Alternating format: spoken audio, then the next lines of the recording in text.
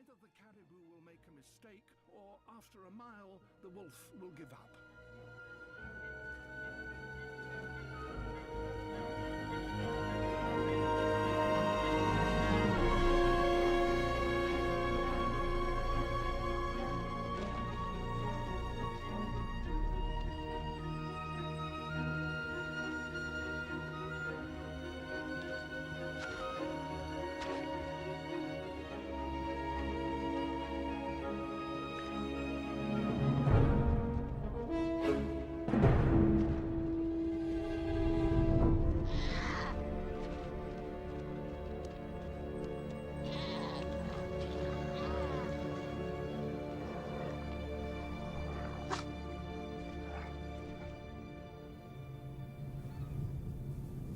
Midsummer on the tundra, and the sun does not set.